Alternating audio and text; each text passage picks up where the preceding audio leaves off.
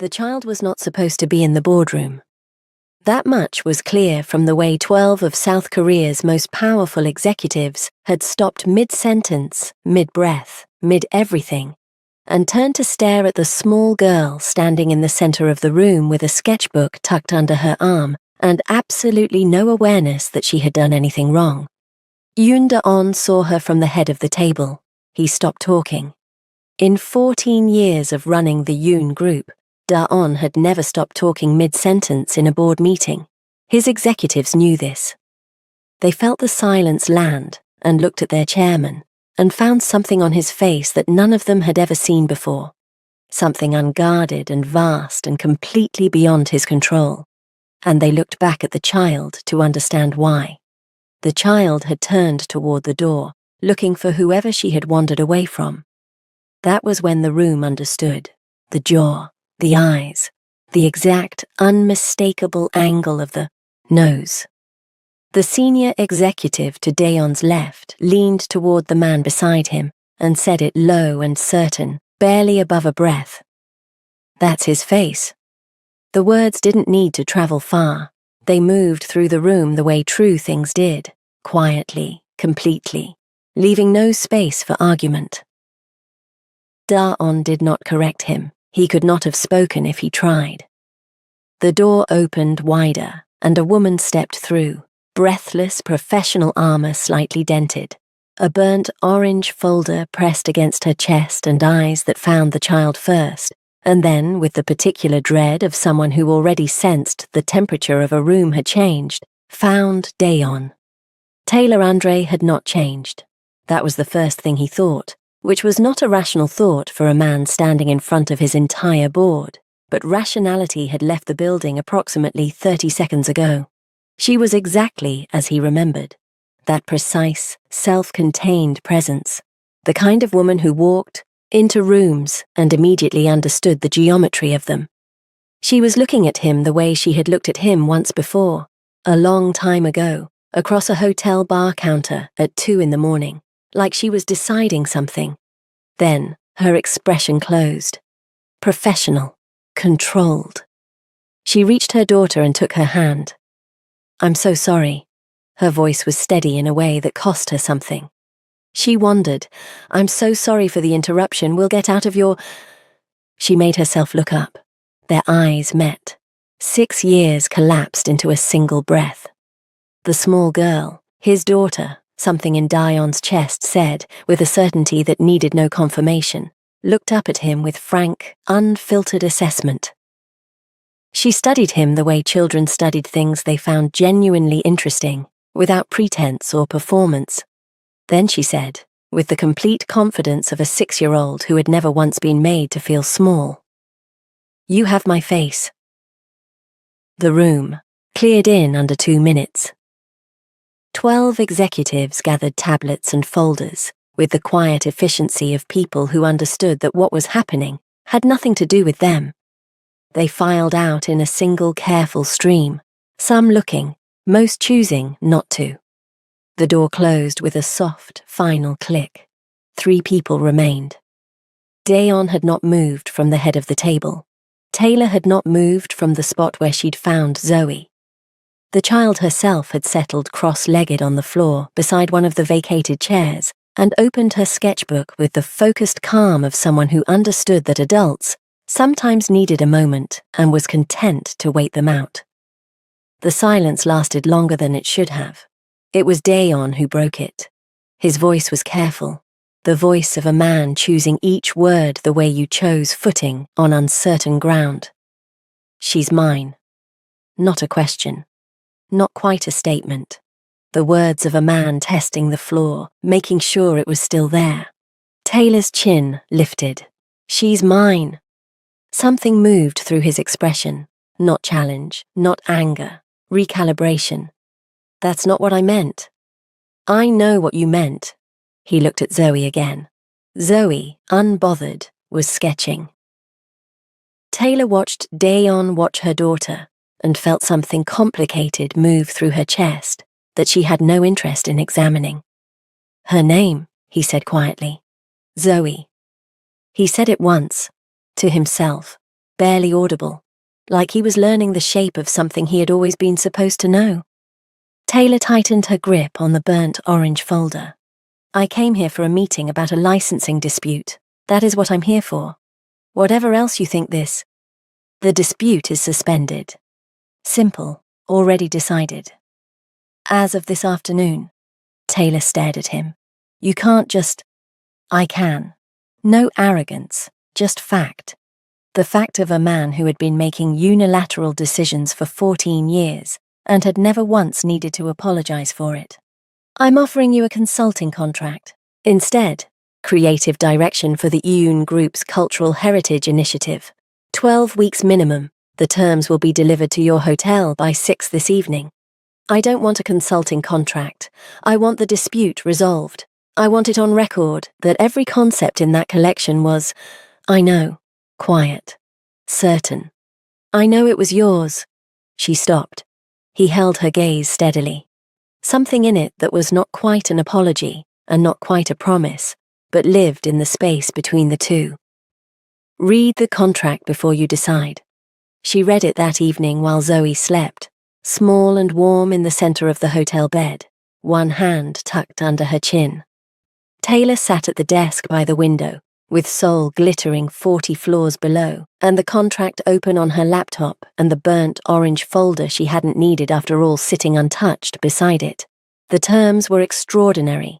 The fee alone was more than she made in 2 years. Full creative autonomy, her name on every piece.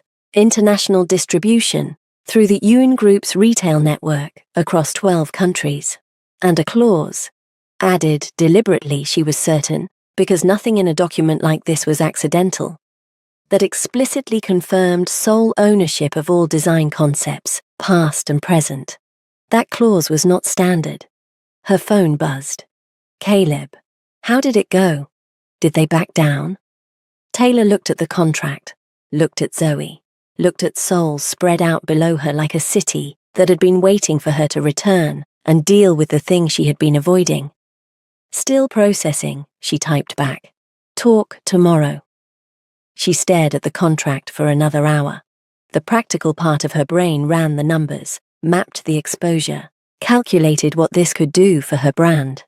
The other part, the part she had spent 6 years disciplining into silence, kept returning to the way Da-on had said Zoe's name to himself in that emptied boardroom. Barely audible. Like a man learning something. He had always been supposed to know. She picked up the pen they had included. Heavy, considered, the kind of pen that came with documents meant to matter. And she signed it. She told herself it was the money, the exposure, the ownership clause. She was a very good liar. She had years of practice. Hi besties, welcome to Afro-Korean Series channel. Thanks for giving this story a chance. We love you. Now, back to the story. She met Seo Yoona 3 days later. It happened in the Yoon Group's 42nd floor atrium, a wide, light-filled space with a living wall of plants along one side and a view of the Han River on the other. Taylor was waiting for Dion's assistant to confirm a meeting room when the elevator opened and a woman walked out who made the entire space rearrange itself around her. Yoona was beautiful, the way certain things were beautiful. Precise, considered, nothing out of place. She wore a pink luxury suit and moved through the atrium with the ease of a woman who had never once felt uncertain about whether she belonged somewhere. She saw Taylor and smiled. It was a perfect smile, the kind that reached the eyes and communicated warmth and gave away absolutely nothing. You must be Ms. Andre. She extended her hand. I'm Seo Yoona. I've heard so much about your work. Taylor shook her hand. Thank you. Da-on speaks very highly of the Cultural Heritage Initiative. A small pause. Perfectly natural, perfectly placed. He's been quite focused on it lately. The elevator opened again, and Da-on stepped out, his assistant behind him with a tablet. He saw Yoona first, a small, contained adjustment in his expression. And then he saw Taylor, and something else moved across his face entirely, there and gone before she could name it. Yoona turned toward him, and placed her hand on his arm with the ease of long familiarity. Dayon did not move away, did not pull her closer. His eyes moved to Taylor with an expression she could not read and was not sure she wanted to. "Ms. Andre," he said. "Ready?" "Yes," Taylor said. She followed him down the corridor and did not look back at Una. She didn't need to. She could feel the weight of that perfect smile on the back of her neck all the way to the meeting room. 2 weeks into the consulting contract, Taylor stopped pretending the work wasn't the best she had ever done. The Cultural Heritage Initiative was exactly the kind of project she had been building toward her whole career. A collection sitting at the intersection of Korean and African design traditions, telling a story about craft and legacy and the way beautiful things crossed borders without losing themselves. Dayon gave her access to the Yoon Group's archive of traditional Korean metalwork and textile patterns, centuries of craft documented in careful detail. She brought her grandmother's techniques, the ones that started with the story and let the metal follow. What emerged in her sketchbook in those first 2 weeks was something she had never made before. Dayon reviewed her work every Tuesday and Thursday. He was not an easy audience. He asked sharp questions and expected sharp answers and had no patience for being told what he wanted to hear.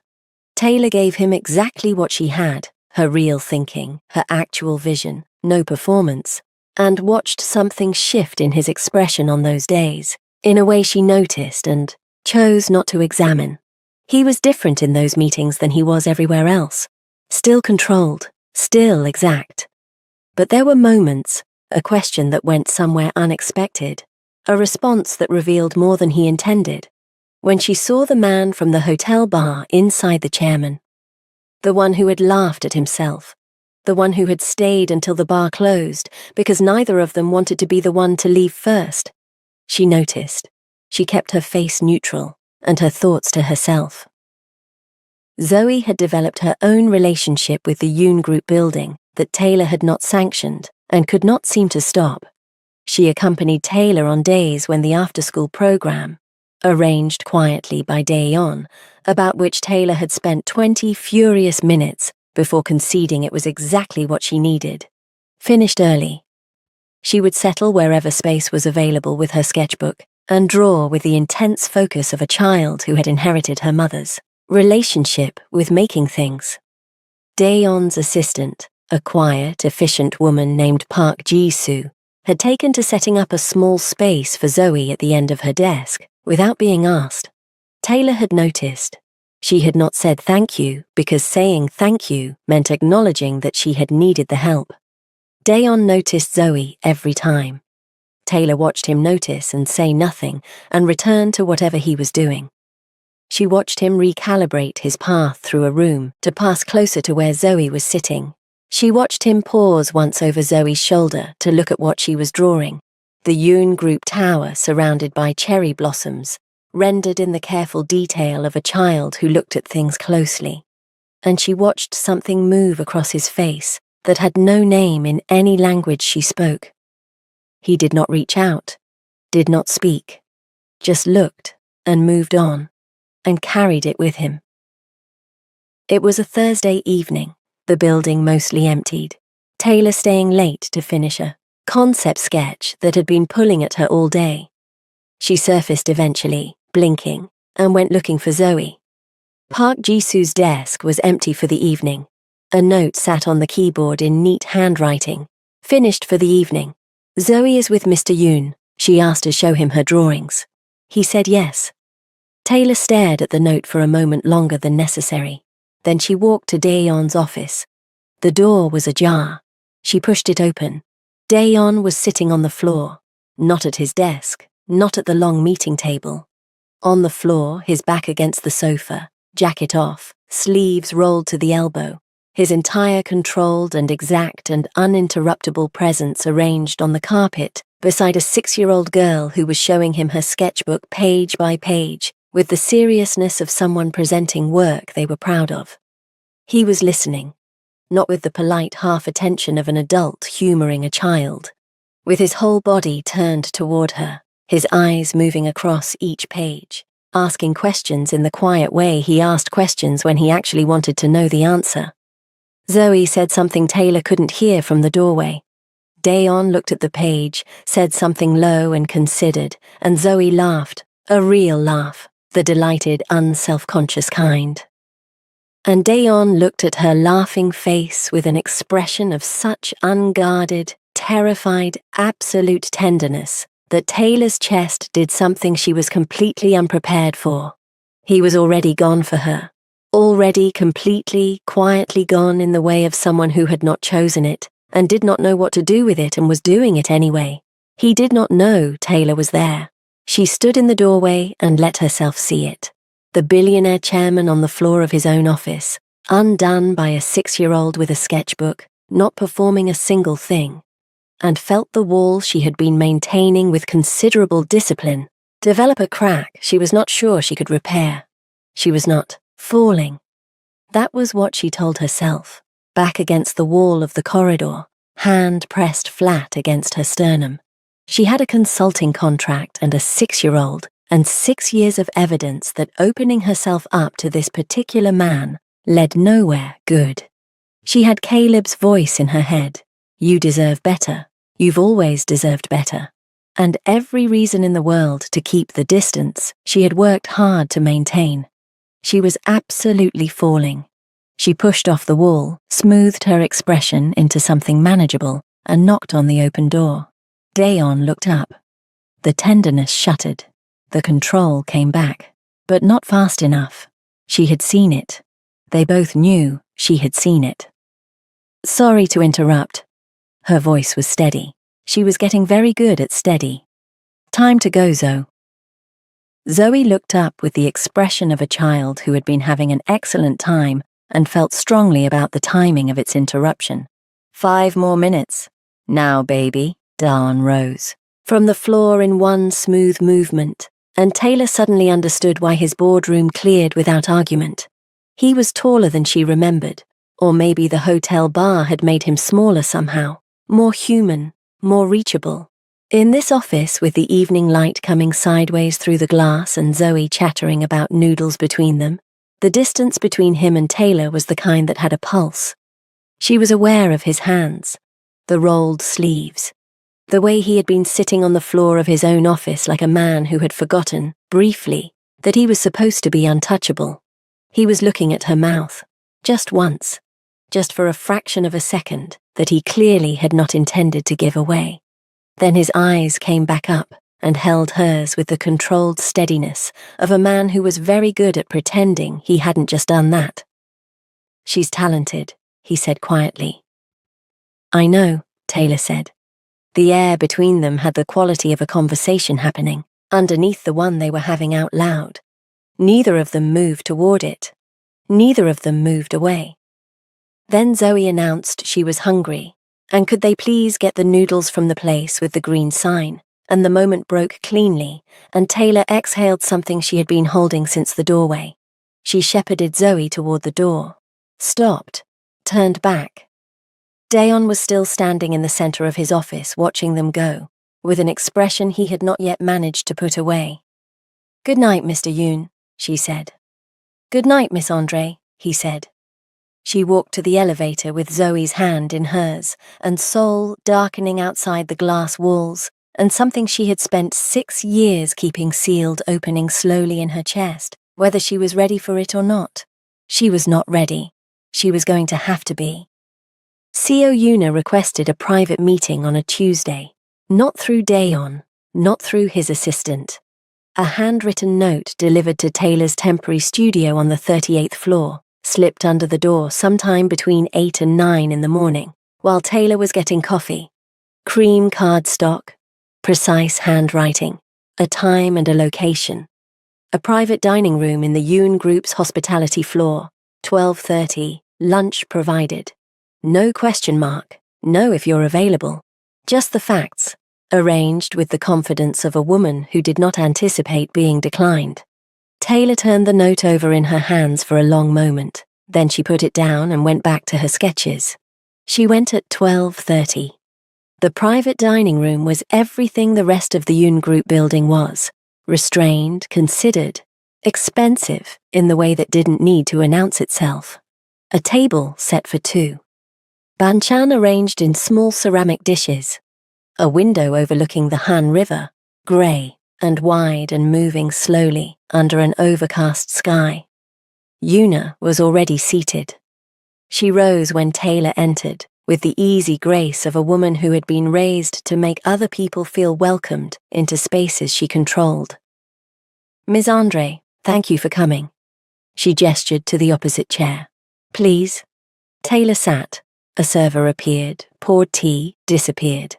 Yuna lifted her cup with both hands in the Korean style, and Taylor noted it and said nothing. They talked about the food first, then about Taylor's work. Yuna was genuinely knowledgeable, which Taylor had not expected and which made her more careful rather than less. Then, with the seamless transition of a woman who had been steering conversations her entire life, Yuna set down her cup and folded her hands on the table, and looked at Taylor with an expression of such warm, clear-eyed directness that Taylor's shoulders tightened before a single word was spoken. "I want to be honest with you," Yuna said, "because I think you're a woman who appreciates honesty." "I am," Taylor said. "Dayon and I have been formally engaged for 11 months. She said it the way you stated facts, not to wound, just to establish the ground they were standing on. What we have is not simply personal. There are families involved, obligations built over decades, things that do not dissolve easily." Taylor kept her face neutral. "I'm aware he's engaged. I know you are. Whatever you may be sensing from him, whatever he may be feeling, Dayon is not a free man. The weight of what he would have to dismantle to act on it is considerable. I just want you to understand that before you make any decisions." Yuna's voice was gentle, precise, the voice of a surgeon who wanted you to understand exactly what was happening before she made the incision. "You have a daughter, you have a life in Atlanta, a career that is genuinely remarkable. I'm not asking you to leave, I'm simply asking you to see clearly. The full picture," Taylor turned the phrase over in her mind. The full picture was a man sitting on the floor of his office with her daughter's sketchbook in his hands. The full picture was, "You have my face," said with the certainty of a 6-year-old who had never been taught to doubt herself. The full picture was 6 years of silence that Taylor had built a wall around, and Yuna was now very elegantly asking her to hide behind. She picked up her tea, took a sip, set it down. "Thank you for lunch," she said. "The banchan was excellent." Something shifted in Yuna's expression. Brief, controlled. She recovered immediately. "Of course," she said. "Any time." Taylor did not tell Dayon about the lunch. She told herself it was because it wasn't relevant. She told herself she was processing it. She told herself a lot of things over the following 3 days, while she sat across from Dayon in their Tuesday and Thursday meetings, and gave him her full professional attention, and kept everything else behind the wall that Yuna had very helpfully reminded her to maintain. Dayon noticed the shift. She could see him noticing, the slight adjustment in how he looked at her, the question he started once and didn't finish, the way his eyes stayed on her face a beat longer than necessary when she was talking, like he was trying to read something she had stopped letting him see. He didn't ask. She didn't offer. They were both very professional about it. Caleb arrived on a Thursday. Taylor was in the lobby when he came through the doors of her hotel, rolling his carry-on, wearing the grey jacket he'd had for 4 years, and the easy smile that she had always found immediately reassuring. He opened his arms, and she walked into them, and let herself be held for a moment by the familiar weight of someone who had always shown up when she needed him. "How's my girl?" he said into her hair. "Tired," she said honestly. "Really tired." He pulled back and looked at her with the particular attention of someone who knew her face well. "You look good though. Seoul agrees with you." "Seoul is complicated. Seoul is almost over." He squeezed her shoulders. 3 more weeks and you're home. I've already got a strategy for the dispute resolution. We just need to—" "The dispute is suspended," Taylor said. "I'm on a consulting contract now." Caleb's hands stilled on her shoulders. Something moved through his expression. Quick, contained, gone before she could name it. Then the smile came back, easy and warm. He offered you a contract. 12 weeks, Cultural Heritage Initiative. It's good work, Caleb. Really good. I'm sure it is. He picked up his carry-on. Tell me everything over dinner. The call from Dayon came the next morning. Not his assistant, him directly. Taylor looked at the name on her screen for 2 full seconds before answering. I need to see you, he said. This morning, not a scheduled meeting. Come to my office. His voice had the quality it got when something had already been decided. Taylor had learned to read that quality over 6 weeks of Tuesday and Thursday meetings. It meant he had found something and was going to tell her whether she was ready or not. She told Caleb she had an early meeting. She left him at the hotel breakfast table with his coffee and his easy smile and took a cab to the Yoon Group Tower. Dayon was standing when she arrived, not at his desk. At the window, Sol spread out below him in the flat morning light, his hands in his pockets and his back to the door. He turned when she came in and looked at her for a moment before he spoke. Sit down, Taylor. It was the first time he had used her first name. She sat. He came away from the window and placed a single flagged page on the table in front of her. No preamble, no building to it. My legal team found something in the dispute filing. The claim was filed through a consulting firm. A pause. The firm belongs to Caleb Moore. The room was very quiet. Taylor looked at the name on the page. Caleb Moore. In clean black type on a legal document that smelled like fresh ink, and the end of something she had not been prepared to lose. That's not possible, she said. Her voice was calm. She was very good at calm. Taylor. He's been my... She stopped, started again. He has been in my corner for 8 years. He found me at a craft fair when nobody knew my name. He brought me the Soul Commission. He has been handling the legal response to this dispute from Atlanta, this entire... She heard herself, stopped again. Dayon was watching her with the careful stillness of a man who understood that she needed to get there herself and was not going to rush her. He told me the clause was standard, she said quietly. He drafted the clause. Dayon held her gaze. He wrote it into your original contract 6 years ago. He has been monetizing your designs through his firm for 2 years. The dispute was filed when he needed legal cover for the licensing arrangements he'd already made. Taylor sat with that. The room was very quiet. Sol moved outside the window, indifferent and enormous, and she sat in the middle of it feeling the ground shift under her feet in a way that had nothing to do with the city. I need you to understand that I'm telling you this because you deserve to know, Dayon said. Not to... He stopped. Something moved through his expression. The corporate instinct was there. She could see it, the impulse to manage this, to frame it carefully, to handle it in the way that protected the most people from the most damage.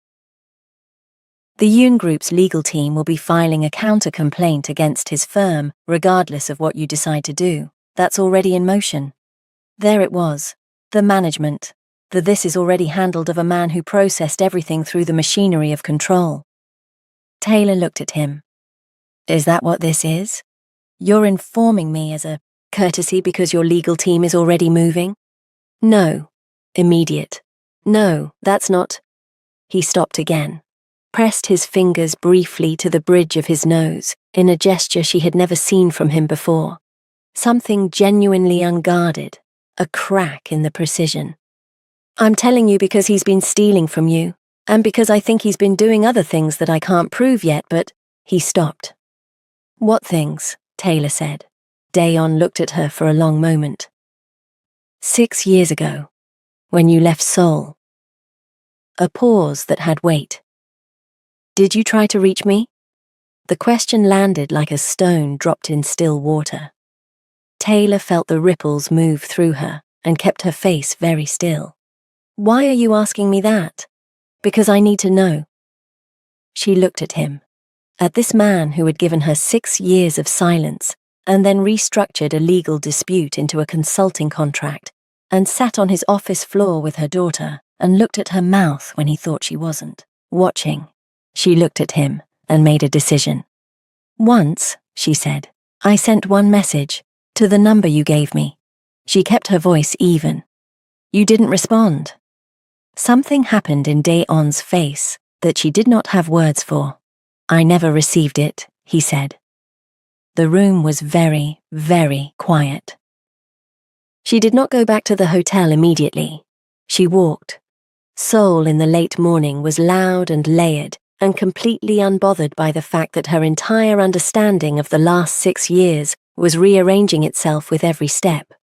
She walked until she found a small park near the river and sat on a bench and watched a child feed pigeons with careful fairness and let the city move around her until she was ready to move again. Then she stood up and went back to the hotel. Caleb was in the hotel lobby at 2 o'clock exactly.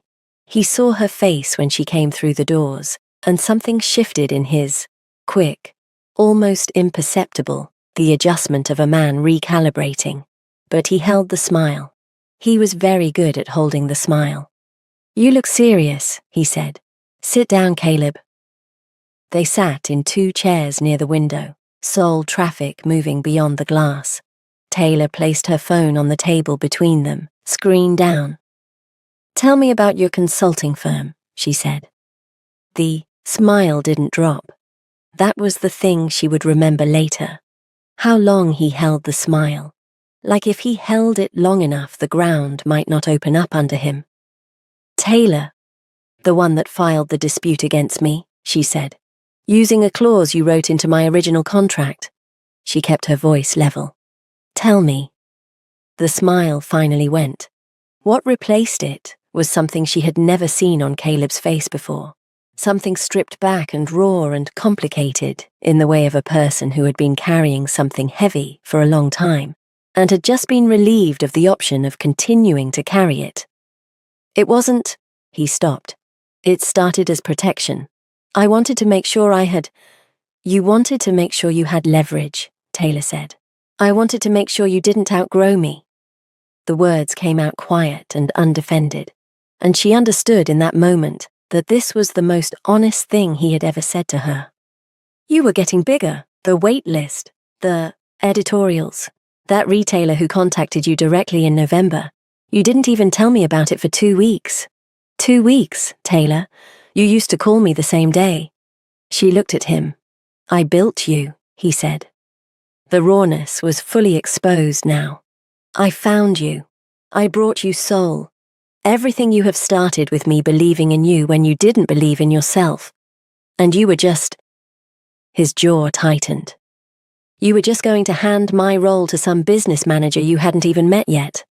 So you filed a legal dispute against me?" "I filed it to bring you back." His voice was rough now. "To remind you that you still needed me. That's all it was supposed to." "You deleted my message." Her voice was very quiet. 6 years ago, the message I sent to Day-on." The silence that followed was complete. Caleb said nothing. Taylor reached for her phone, opened it, went to the cloud backup account linked to her old device, the one she had stopped using after Zoe was born, the account she had never thought to check because she had assumed the silence was its own answer. The password took 3 tries. She searched, found it. The messaging app had been set to auto-backup to cloud storage, a default setting neither of them had known about or thought to disable. The message was there, complete, time-stamped 6 years, 2 months, and 11 days ago. Never delivered, never deleted from the backup because Caleb hadn't known the backup existed. The preview showed the first line. "I know this is strange. I know we said one night." She set the phone on the table between them, face up. Caleb looked at it. He looked at it for a long time. "I didn't even know I was pregnant when I sent that," she said quietly. "I reached out because I wanted to, not because I needed anything from him, just because I couldn't stop thinking about him." She looked at Caleb steadily. "You knew that. That's why it scared you." He didn't answer. He didn't need to. You deleted it, she said. You came back from Seoul different, he said finally. His voice was rough now, scraped down to something unvarnished. You were glowing. You wouldn't tell me what happened. You just had this thing about you that wasn't there before. And then you were pregnant, and you still wouldn't tell me who, and I knew. I knew it was whoever you'd met there. And He looked up at her. I just needed it to not exist. I needed you to come back to who you were before you went. Taylor looked at the man she had called her person for 8 years. She looked at him clearly, without the years of trust softening the edges, and she saw exactly what he was. A man who had loved her in the way that wanted to own the thing it claimed to cherish. Get out of Seoul, she said. Taylor, today. Her voice was steady and final and had no anger in it, which she understood was worse than anger. Book a flight today. And Caleb. She picked up her phone. My lawyers will be in touch about your firm. She stood up. He reached for her arm. Don't. One word, quiet as a closed door. He let go. She walked across the lobby and into the elevator and stood in the mirrored interior as the doors closed and let herself feel the full weight of 8 years dismantling itself in the span of 20 minutes. She did not cry. She pressed the button for her floor and stood straight and breathed. She was done surviving things alone. She just needed to figure out what came next. Taylor sat in her hotel room for a long time after Caleb left. Zoe was at the Korean pottery class she had declared her favorite thing in Seoul, and the room was very quiet. Taylor sat on the edge of the bed and did not call anyone. Did not reach for her sketchbook, did not do the thing she always did when something hurt, which was to make something beautiful out of it immediately. She just sat, let it be what it was, 8 years, dismantled in 20 minutes, by a man who had loved her in the way that needed her smaller than she was. She sat with it until it stopped feeling like loss and started feeling like relief. It took a while. That was okay. Her phone rang at 9 that evening. A number she didn't recognize. A journalist from a Korean entertainment outlet, polite and professional, and asking for comment on a story running at midnight. A story about Yoon Daeon's illegitimate child. A story with Zoe's name in it. Taylor's blood went cold. She hung up without commenting. Called Daeon immediately. He answered before the second ring. She told him. The silence on his end lasted exactly 3 seconds. Where is Zoe? Asleep, here with me. Don't open the door to anyone, I'll handle this. His voice had the quality she had come to know. The thing already decided, the machinery already moving. But underneath it was something else entirely. Something that was not corporate management at all. Something that had Zoe's name in it and would not be reasoned with. She heard him handle it. Not through her, through his people, his lawyers, his network. She sat on the edge of the hotel bed and listened to Zoe breathing in the dark and waited. The story was suppressed within the hour. What she found out the next morning, from Park Ji-soo, who told her with the careful neutrality of a woman relaying information she understood was significant, was that Seo Yuna had been the source. The journalist had been traced through Da-on's media legal team. The tip had come from a private email address registered to a Shell account, but the metadata pointed to a device registered to the SEO family's communications network. Da-on's team had been thorough. They always were. The Yoon Group's annual cultural dinner was that same evening. Taylor had been on the guest list for 3 weeks as the creative director of the Heritage Initiative. She had planned to attend professionally, leave early, keep her distance from everything that had happened in the last 48 hours. She arrived to find the room already configured around a tension she could feel from the entrance. Both families present. The board, partners. The particular charged atmosphere of a room full of powerful people who knew something was about to happen and were waiting to see what shape it took. Daeon found her within 2 minutes of her arrival. He appeared at her shoulder without announcement, and she watched a senior executive she didn't recognize approach her with the particular confidence of a man about to introduce himself to an attractive woman at a business event, and then watch that confidence recalibrate completely as Dayon turned to look at him. Dayon said nothing, did not move toward the man, did not gesture or speak. He simply turned and looked at him with the quiet, absolute stillness of someone communicating something that required no words whatsoever. The executive smiled, redirected, and found somewhere else to be. Dawn turned, back to Taylor. "Was that necessary?" she said. "Yes," he said simply. Then quieter, close enough that only she could hear. "Stay close." Not a request, not quite an order. Something in between that her body responded to before her mind had finished processing it. She stayed. What happened next, she watched from 2 feet away. Yuna arrived on her father's arm, wine dress suit and composed, and moved through the room with the ease of a woman who had choreographed this evening in her mind many times. She found Daon with her eyes across the room, and moved toward him with the unhurried confidence of 11 months of formal arrangement. Daon stepped forward, not toward her, into the center of the room, into the particular geography of a space where everyone could see him clearly. He did not raise his voice. He did not perform.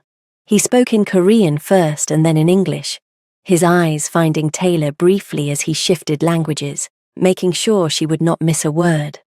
With the quiet, absolute authority of a man who had decided something and was simply stating it as fact. "I want to be direct with everyone here tonight." His eyes moved around the room, steady, clear. "The arrangement between the Iyun family and the SEO family is concluded. That decision is mine, and it is final." A pause. "Taylor Andre is the mother of my daughter.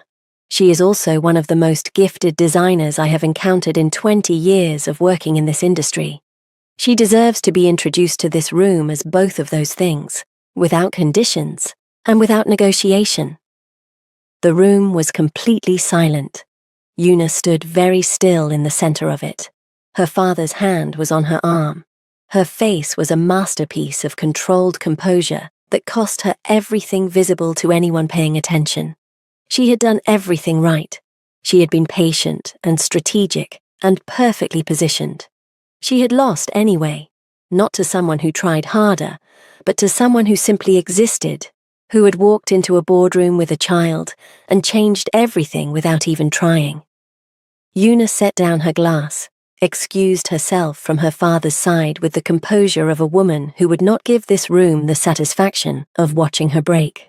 She walked to the exit without hurrying. She did not look back at Dayon. She did not look at Taylor. She simply left, taking with her 11 months of careful strategy and 3 years of quiet love, and the particular dignity of a woman who knew when something was over. Taylor watched her go and felt the almost sorry harden into something cleaner. Respect, maybe, the reluctant kind. Dayon found her on the terrace an hour later. The dinner had continued. These things always continued, the machinery of events too large to stop for individual reckonings.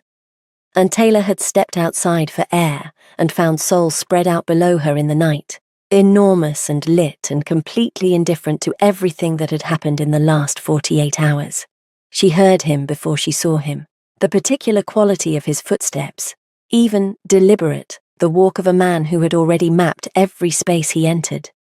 He came to stand beside her at the railing, not close enough to touch, close enough to feel. They stood in silence for a moment. Below them, Sol breathed and moved, and went about its business. "The message," Dayon said, "the one you sent. You don't have to—" "I stood in front of your display case," he said, "in my own department store, the capsule collection. I stood there for longer than I'm going to tell you and felt something I couldn't name." He was looking at the city. "I didn't know it was yours. I hadn't connected it yet. I just knew that whatever I was feeling had been there since the night at the bar, and I had been telling myself for 6 years that I imagined it." Taylor said nothing. "You didn't disappear," he said quietly. "I thought you had. I thought you looked at what happened between us and decided it wasn't worth. He stopped. You tried. I tried, she said. He turned to look at her then. The city light caught the planes of his face, and he was looking at her with the expression she had first seen in the boardroom, that vast, cracked open thing moving behind the control. Except this time he wasn't trying to put it away. I have been falling since the first meeting, where you told me my instinct about the metalwork finish was wrong, he said. And you were right, and you didn't soften it at all. Something moved through his expression that was almost a smile. You just told me. Taylor looked at him. At this man who had cleared a boardroom and suspended a legal dispute, and sat on the floor with her daughter's sketchbook, and stood up in a room full of powerful people, and said her name out loud, without conditions. Da-on, she said. Yes. I'm not good at this. She held his gaze. I have spent 6 years being very good at not needing anything from anyone. I'm not going to suddenly be easy. I know, he said. I don't want easy. Zoe comes first. Always. I know that too. His voice was quiet and certain, and had no performance in it. She told me last Wednesday that my building needed more color. She's not wrong. Taylor laughed. It came out before she could calculate whether she should, the real kind, unguarded and unperformed. And she watched Dion look at her laughing face with the same expression she had seen in the office doorway. The absolute, unguarded, terrified tenderness of a man who had not chosen this and was completely gone in it. She stopped laughing. The air between them shifted. He reached up and touched her face, just his fingertips, just the edge of her jaw, the lightest possible contact, asking a question without words. She answered it by not moving away. His forehead came down to rest against hers. They stood like that in the sole night, the city enormous around them, the dinner continuing inside. Everything that had happened in the last 6 years, sitting quietly between them like something that had finally been set down. I have a daughter, he said softly, against her temple. Like he was still learning the shape of it, like he would probably be learning it for a long time. You have a daughter, Taylor said. She's going to be a handful. She already is. The almost smile again. Warmer now. She gets it from her mother. Taylor pulled back just enough to look at him. His hand was still at her jaw. His eyes were on hers with the steady, unguarded attention of a man who had stopped managing and was just present. Just here. Just choosing this. She kissed him. It was not a tentative thing. It was not a question. It was 6 years of a sealed room finally opened. 2 people finding each other on the other side of every wrong turn, an intercepted message, and misread silence. And it tasted like the end of surviving alone. He kissed her back like she was something he had been afraid to want, and had finally decided to stop being afraid of. When they finally separated, the city was still there. Indifferent, and enormous, and beautiful. Your building does need more color, Taylor said against his mouth. Dawn laughed. Real laugh, unguarded, unperformed. The laugh of a man who had forgotten he knew how. She felt it against her lips, and stored it somewhere she intended to keep.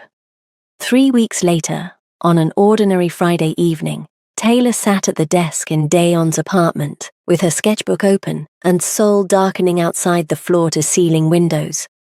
Her grandmother's tools were spread across the surface, the burnishing rod, the forming hammer, the small leather pad, worn soft with years of use. She was working on the final piece for the Heritage Collection. The one that had been pulling at her for weeks, the one she hadn't been able to finish until now. It was a pendant, 2 metals, Korean silver and West African gold, worked together in a technique that shouldn't have been possible but was, because she had spent 3 weeks figuring out how to make it so. The design moved the way good jewelry moved, like it had always existed, and she had simply found it. From the other room, she could hear Dayon reading to Zoe. This had become a thing, not arranged, not discussed, just accumulated into the fabric of evenings the way good things did. Dayon had bought 3 books before he understood that Zoe had opinions about books, then taken her to the bookstore and let her spend 45 minutes selecting 7 that she deemed acceptable. He had reported this to Taylor afterward with the expression of a man who had been thoroughly managed by a 6-year-old and found it to be the best 45 minutes he'd spent in recent memory. Zoe had told Taylor privately that Dayon's reading voices needed work, but that he was a good listener, which she considered more important. Taylor had agreed. She set down her burnishing rod and listened to his voice, low and even, Zoe occasionally interrupting with questions he answered with the patience of a man who had discovered, somewhat to his own surprise, that he had infinite patience for exactly this. She was not surviving. She was not managing. She was not maintaining the careful distance of a woman who had decided that needing things led to losing things. She was just here, present, chosen.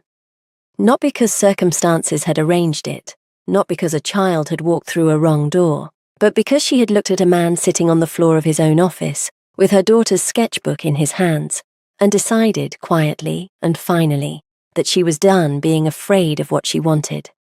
Dayon appeared in the doorway, sleeves rolled up, tie gone, the controlled, exact, uninterruptible chairman entirely absent, replaced by something quieter and more real.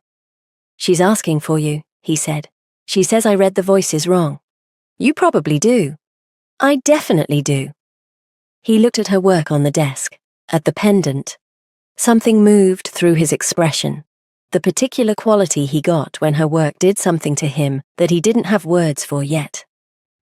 "That's the one," he said quietly. "I know," Taylor said. She capped her tools and stood up and walked past him toward Zoe's room, and as she passed him his hand found hers, brief, certain, the touch of a man who had stopped being careful about what he wanted, and she let him hold it for a moment before she kept walking. Behind her she heard him exhale, quiet and complete, the sound of a man who had been holding something for a very long time and had finally, simply, put it down. She knew the feeling. The end. If this story found you at the right moment, I'm glad. And if you want to hear more, you know where to find me. Thank you for listening all the way through.